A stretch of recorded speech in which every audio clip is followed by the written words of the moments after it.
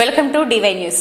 ఏలూరు జిల్లా ఉంగుటూరు నియోజకవర్గం భీమటోలు మండలం ఆగడాల లంకలో ఎస్సీ పెద్దలే సుమారు 57 ఎస్సీ కుటుంబాలను వెలివేశారని ఆగడాలు లంక గ్రామ బాధిత వ్యక్తులు మర్రిపూడి సుందర్రావు, చీకరపల్లి గాబ్రియేలు తదితరులు ఏలూరులో బుధవారం జరిగిన మీడియా సమావేశంలో ఆవేదన వ్యక్తం చేశారు. రిపబ్లికన్ పార్టీ ఆఫ్ ఇండియా ఆధ్వర్యంలో ఏర్పాటు చేసిన ప్రెస్ మీట్ లో ఆగడాల లంక గ్రామ ఎస్సీ కుటుంబాల వెలివేతను బహుజన పార్టీ రాష్ట్ర ప్రధాన కార్యదర్శి మత్తె బాబీ తీవ్రంగా వ్యతిరేకించారు. వెల్లువేసిన గ్రామ పెద్దలపై విచారణ జరిపి చట్టపరమైన చర్యలు చేపట్టాలని బాబీ డిమాండ్ చేశారు.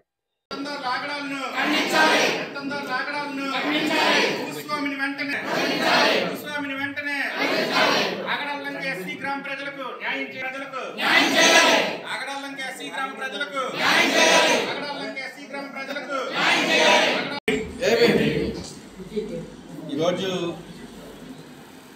నా అభినందన సభ కన్నా కూడా ముందుగా ఆగడాల లంక గ్రామానికి సంబంధించినటువంటి సమస్యపై మాట్లాడడానికి నాకు చాలా ఆనందంగా ఉంది.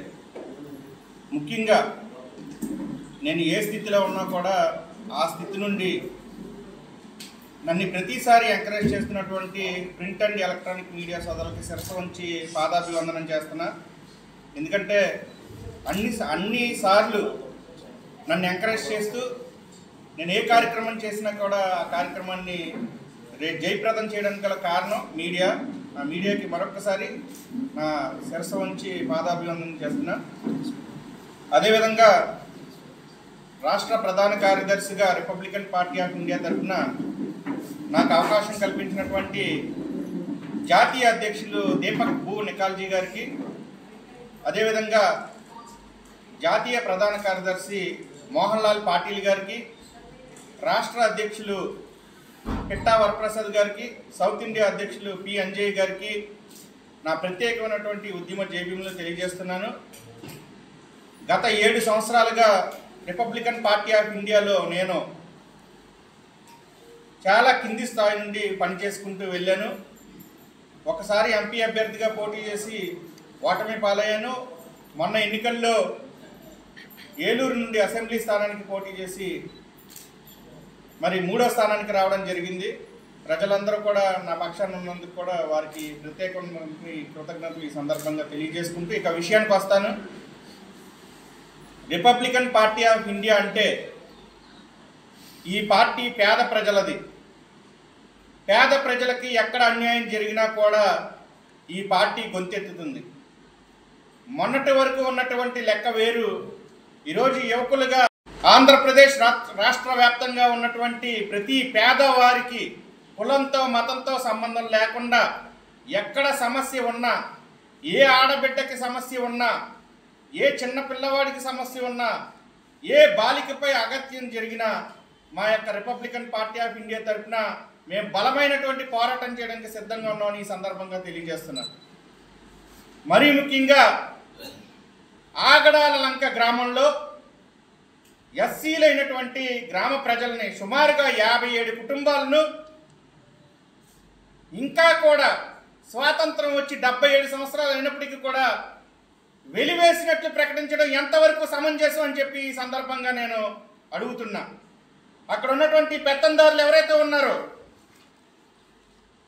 పాము వెంకటేశ్వరరావు, కనమాల ఆదాము ఎంపీపీ, చిగురిపాటి యెహోషువ మాజీ సర్పంచ్, మద్దా పాపారావు మాజీ ఎంపీటీసీ, మద్దా చిన్నబ్బాయి అని వారి కనుసన్నల్లో ఈ యొక్క వెలివేత గురి చేశారు.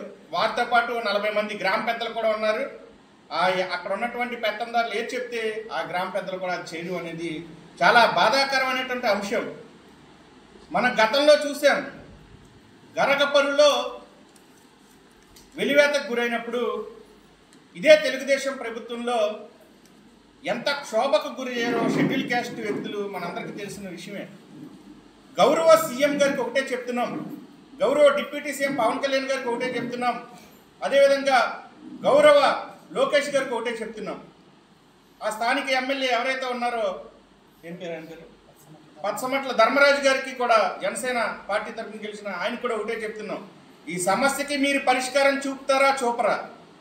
చూపని పక్షంలో మేము అకుంఠిత పోరాటం చేయడానికి సిద్ధంగా ఉన్నామని చెప్పి ఈ సందర్భంగా కూడా వెలివేత కారణాలు ఏంటి అనేది మీరు వెలికి తీయాల్సిన అవసరం ఎంతైనా ఉంది. దోషుల్ని కఠినంగా శిక్షించాలి. వెలివేతకు కారణం కూడా నేను ఇప్పుడు మీకు చెప్పదలుచుకున్నాను. దీనిలో 4 పాయింట్లు ఉన్నాయి. ఆగడాలంక గ్రామంలో ప్రతి సంవత్సరం చేపల వేట నిమిత్తం ఉపయోగించే భూమి ఉంది. ఆ భూమిని ఒక భూస్వామికి కట్టబెట్టారు. దాన్ని వ్యతిరేకించినందుకే ఇక్కడ ఉన్న వాళ్ళందరినీ కూడా వెలివేశారు. అది ఎంతవరకు కరెక్ట్ అని అడుగుతున్నాం. అదేవిధంగా ఇదివరకు మహిళలు బహిర్భూమికి వెళ్ళినటువంటి స్థలమును చిగురిపాటి యెహోషువ, అదేవిధంగా ప్రభుత్వానికి చెందినటువంటి ఇళ్ల స్థలాలు కనమాల ఆదాము అక్రమంగా ఆక్రమించినందుకు ప్రశ్నించడమే వీళ్ళని వెలివేయడానికి కారణమా అని అడుగుతున్నాను.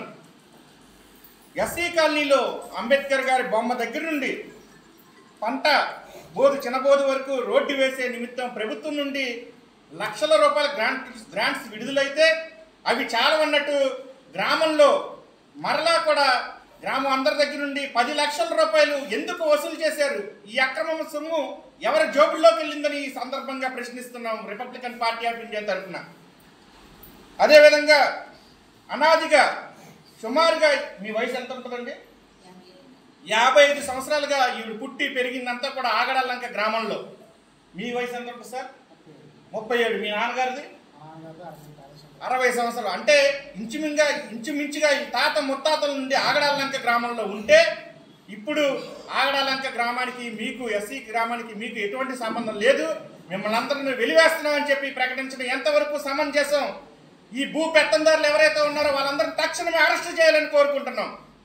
అదేవిధంగా ఆ భూ పెత్తందారులకి మరి సపోర్ట్గా ఉన్నటువంటి గ్రామ పెద్దలను కూడా బహిరంగంగా హెచ్చరిస్తున్నాం.